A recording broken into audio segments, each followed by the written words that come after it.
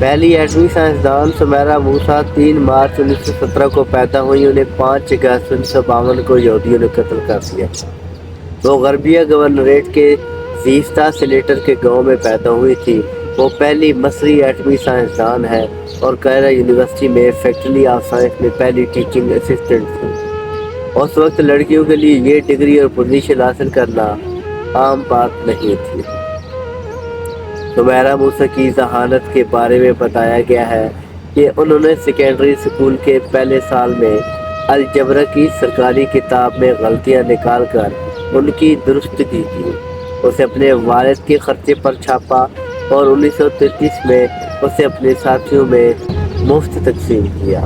سمیرا نے گیسوں کی thermal communication میں ماسٹر کی ڈگری حاصل کی اور ایک مشن پر برطانیہ گئی، جہاں انہوں نے جوہری تابکاری یعنی اٹامک ریڈیو ایکٹیویٹی کا مطالعہ کیا اور ایکس رے اور مختلف اشیاء پر اس کے اثرات میں ڈاکٹریٹ کی پی ایچ ڈی کی ڈگری حاصل کی۔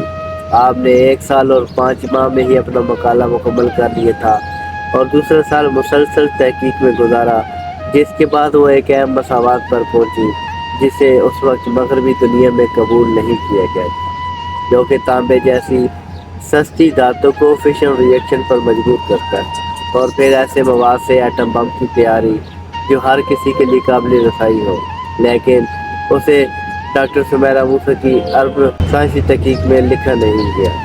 یہودی ایجنسی موساد نے انہیں امریکہ میں ایک کار حادثے میں قتل کروا دیا۔ اگر ویڈیو اچھی لگے تو لائک کریں۔ اللہ خیر۔